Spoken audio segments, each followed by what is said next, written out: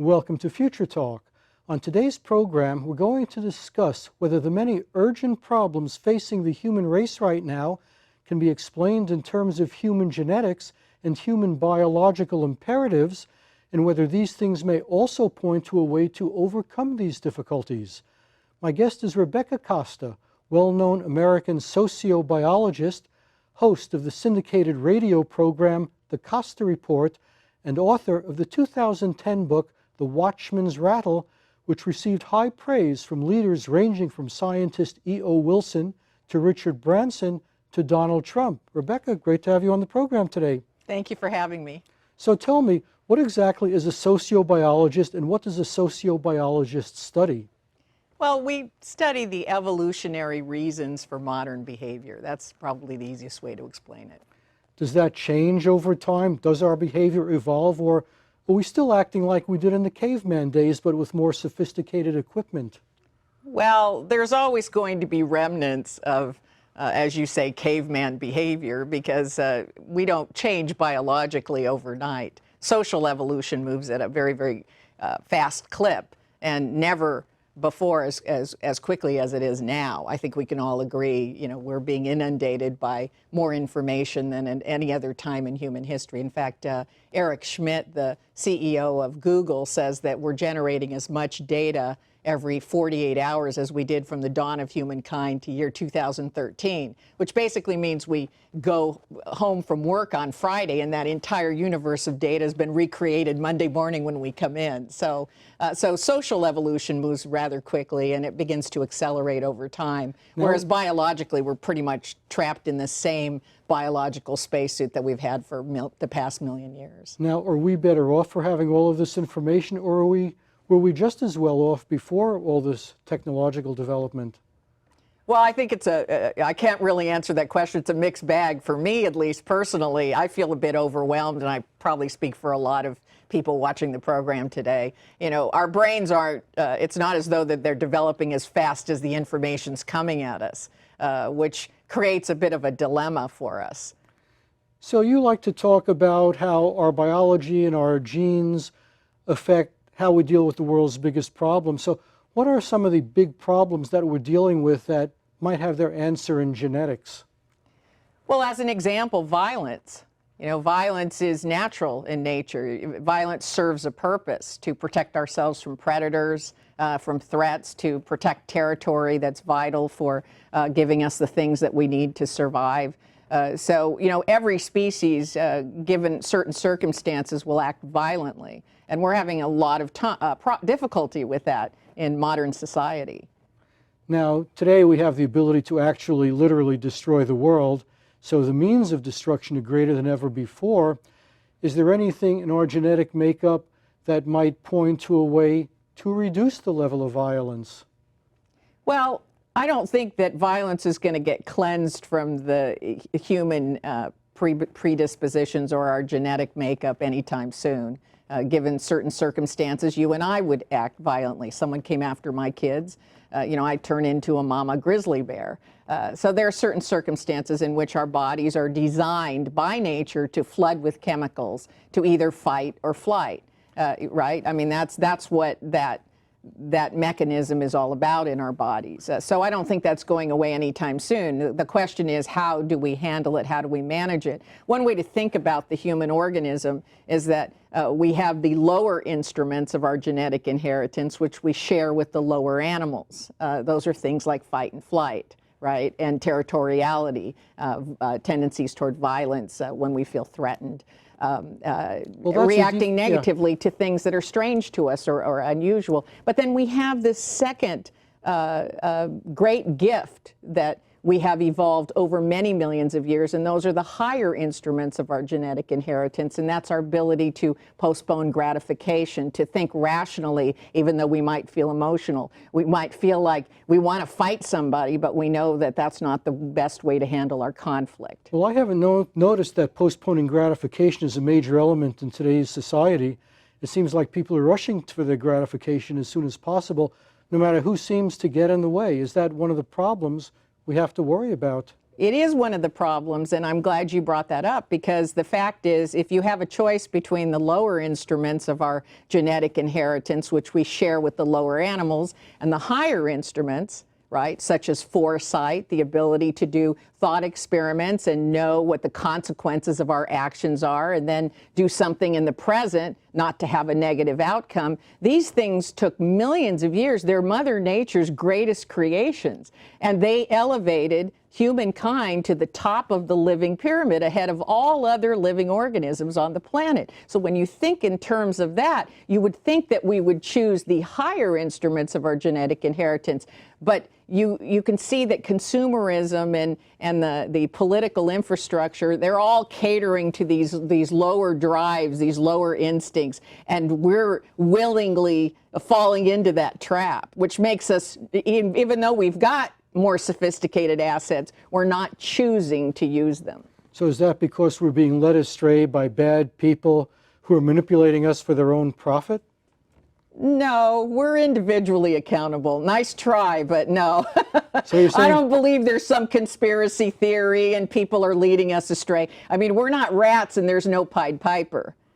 okay, so we have control over our own behavior, but human desire is a very powerful thing. Let's say you have something that somebody else wants, and they know you're not going to give it to them for nothing, so they might try to take it by force because that's the only way they can get it. They know that they're not going to convince you to give it to them. So how do you deal with that kind of situation where people just want to take what you've got and they think they can get away with it? Well, again, we have to remember that the cat's out of the bag. We've now broken down the human genome. And so we used to think that we were much more sophisticated than a bonobo monkey, our nearest ancestor on the planet.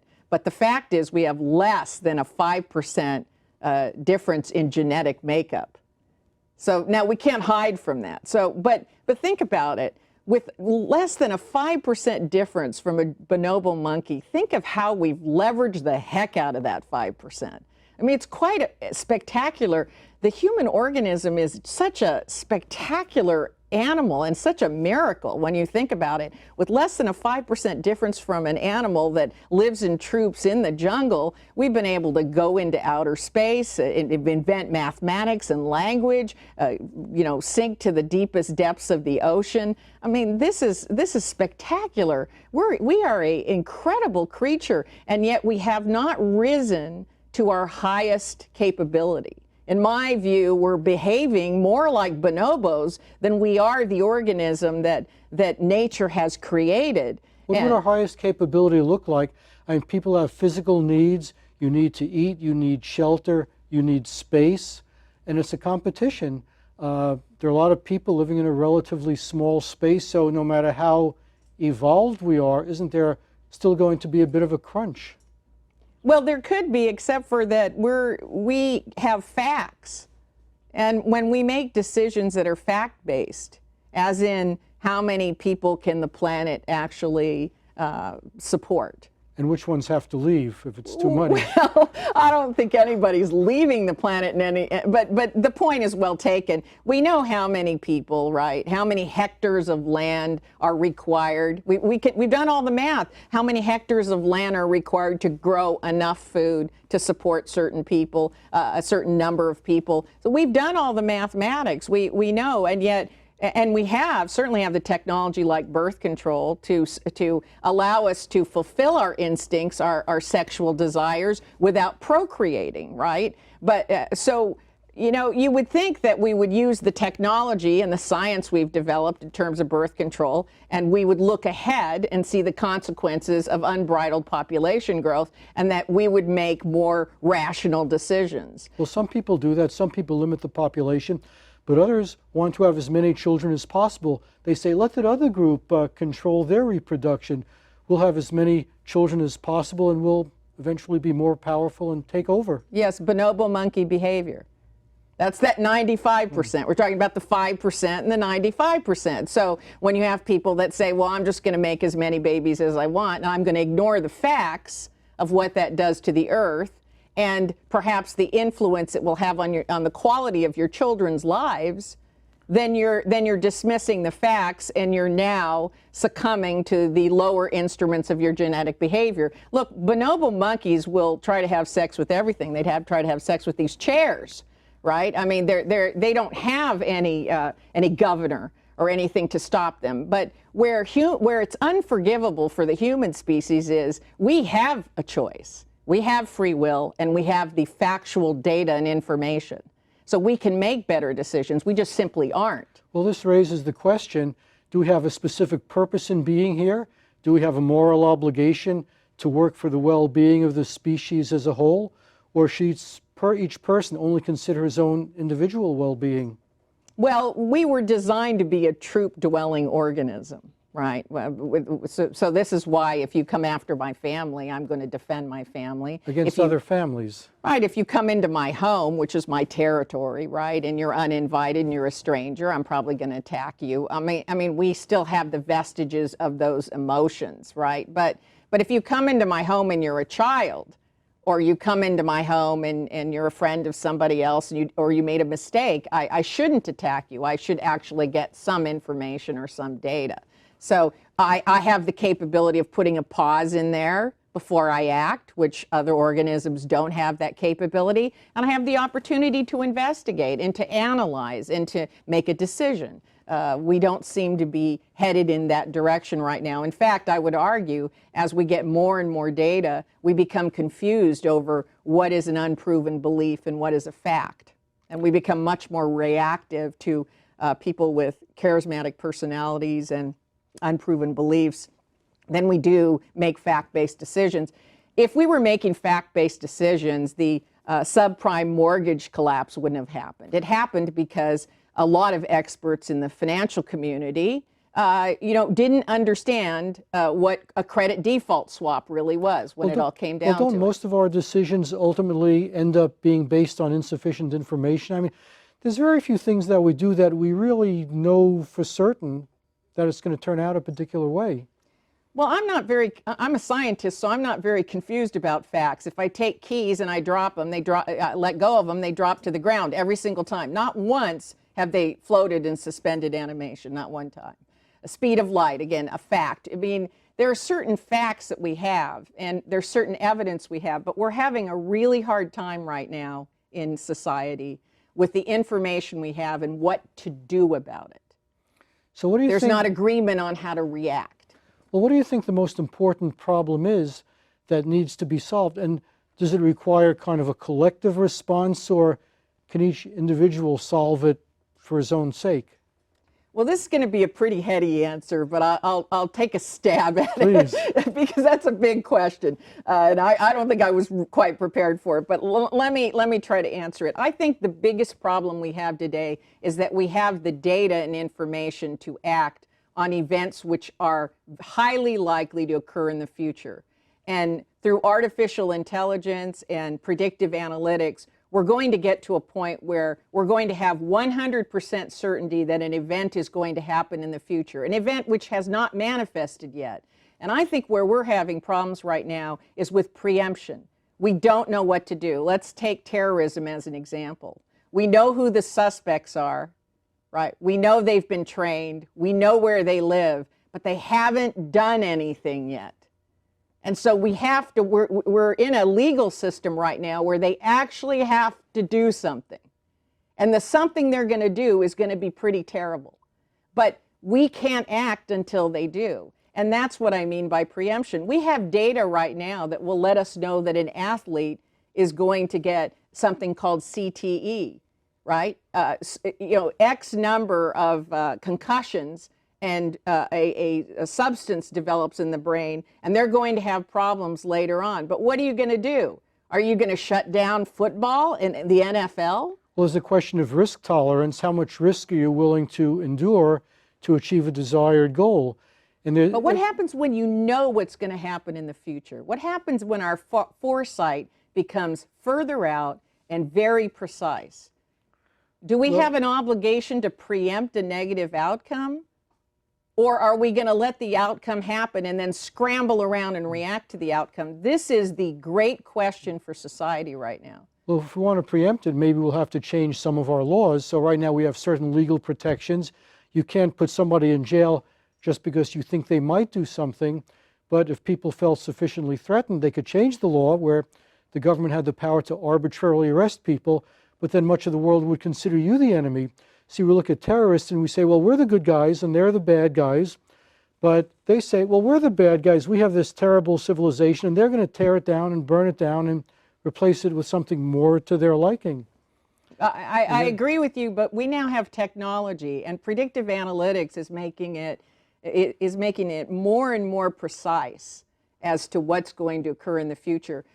Let's just take a simple thing like facial recognition software, right? If you and I were sitting here with playing a game of poker and facial recognition software was on your face right now, I would be able to know when you were trying to deceive me. I couldn't bluff you. You couldn't bluff me 100%. Now imagine facial recognition software on cameras in airports, in Brussels, in airports, in subways that are looking for those telltale signs that someone is up to mischief, dangerous mischief.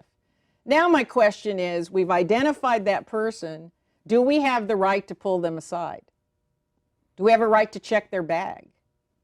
Now, this is where technology and predictive analytics is going to run right up against our ability to preempt a negative outcome. Well, you have the right to stop people on grounds of suspicion, but I don't think you can arrest them without charging them with something. Well, you have to have some beyond looking grounds. Suspicious. Yeah, you can't. Okay, you look suspicious. You both have one glove on, right? And you're pushing, because we've got these horrible photos, right, of Brussels and these two guys pushing these luggage carts, and they each have very obviously one black glove on, right? So is that suspicion enough to open up their bags?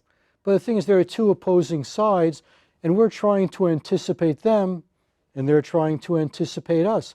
Now, how do we know that we're going to win? We have better technology.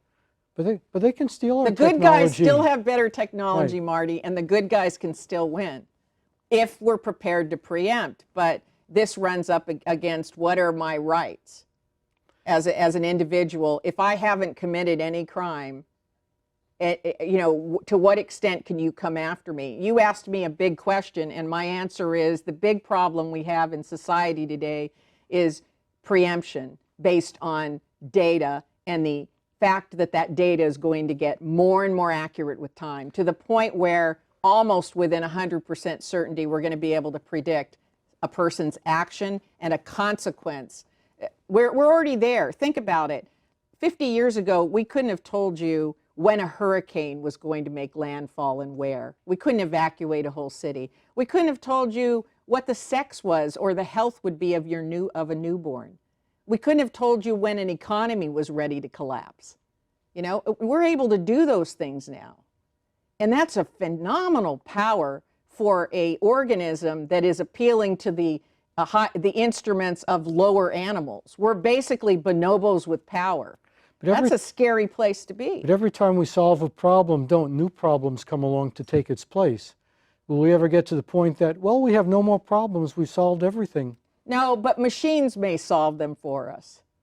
If we're going to appeal to the lower instruments of our genetic inheritance, then the hope that we have is machines which have no emotion, right, will make better decisions for us. And it's to the extent that we allow those machines to make those choices for us. But machines are programmed by humans, so whatever neuroses the human programmer has will probably show up in the machine one way or another. Not necessarily. I think self-learning machines will diagnose themselves, similarly to psychiatrists that are aware of their own vulnerabilities. So we'll contract out all our big decisions to robots? Well, robots and higher intelligence. We'll be the lower intelligence. Now, we're already getting there pretty fast. Do we really understand what intelligence is? Because I've heard that nobody really has a good definition for what intelligence is. It includes things like good memory. You tell somebody something and they remember it, that's a sign. Ability to recognize patterns. But does it mean a certain type of behavior? Does it mean pro-survival? Does it mean risk-averse? If you give somebody an IQ score, what are you really measuring? Well, that's a good question. I'm certainly not an expert in the area of intelligence. I can tell you that between pattern recognition and a constant state of self-learning, humans, we might learn one thing and then it might be a long time before we learn another thing. We get into habits and routines and they're not always constructive. Whereas machines that are self-learning 24 hours a day are going to outpace us so very quickly. And for the betterment of society, by the way. I mean, even look at what's happened in terms of self-driving cars. There'll be fewer accidents, right? I would rather have a machine decide whether to fire a nuclear missile than a human being who still has the remnants of these prehistoric emotions. A person, a woman or a man, has an argument with his wife, she's going to leave him, or their husband is going to leave him, their kids don't like him anymore, and they're in charge of a nuclear silo. I'm not really comfortable with that. Now, can machines exercise judgment? Humans have free will. A machine is kind of predetermined. If you know what went into it, you know what will come out. With a human, you cannot totally predict what they're going to do because presumably they have something called free will. They can make a choice. Yes, they can, and that choice is not always for the collective good. How often are people really designed to make choices for the collective good, whereas you can design machines that will make decisions for the collective good and not to self-serve its own existence? This is the difference between artificial intelligence and a human being, is that a machine will not try to save itself. Now, a machine might be good at figuring out how to achieve a particular goal, but can it determine what the goal should be? I mean, how does it determine what the goal is? So, for example, you have a choice between saving 10,000 people who you know nothing about or saving 5 people who you care deeply about. Can a machine make that decision, or does the human have to say what is the objective that you're trying to figure out how to do? I can't speak for a machine because I'm not a machine. I'm a human and I have all the vulnerabilities. I'd say save my kids and me, right? But that's clearly not the right answer when you're thinking about the collective good. What a machine would probably do is look at who would be the highest value toward the survival of the species and save those individuals. It would make an objective decision, an ugly one that we as humans would not agree with and may be incapable of making. Now, some people say that we're giving too much power to machines. We're abdicating personal responsibility by letting machines make decisions for us as if we are not responsible. It's like we have this thing which we created with our own hands, and we're saying this is the supreme thing that we bow before and do whatever it tells us to do. Well, here I have to defer to my mentor, Edward O. Wilson of Harvard University, who invented sociobiology. He recently wrote a book, and he pointed out that if space aliens were to land here on Earth, they would be very uninterested in our technology. And they really wouldn't care about our science because presumably science is the same everywhere, right? I mean, the laws that govern gravity and physics are going to be the same everywhere in the universe. In fact, we keep going further and further out in the universe, and those laws don't change. They're always the same. And so he said that won't be very interesting to him, but what will be interesting is our art, is our music, is our literature, the things that make us uniquely human. So our soul, essentially, if there's such a thing as a soul.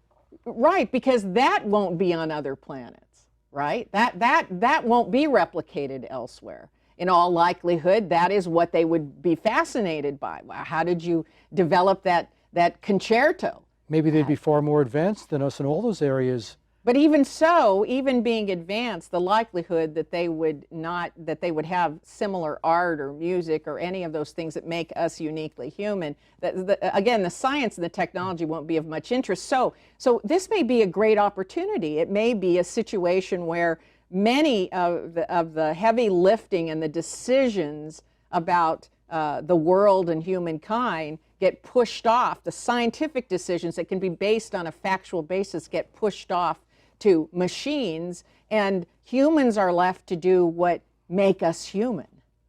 Which is what? Enjoying music and art and things like that? And writing, and and our creativity. and the things that distinguish us from other living organisms. Our intelligence, our natural curiosity, our ability to take things that are unrelated and pull them together into something that is pleasing to the eye or to the mouth, you know, to take 8 things and season them and make a wonderful meal that's pleasing and beautiful to look at.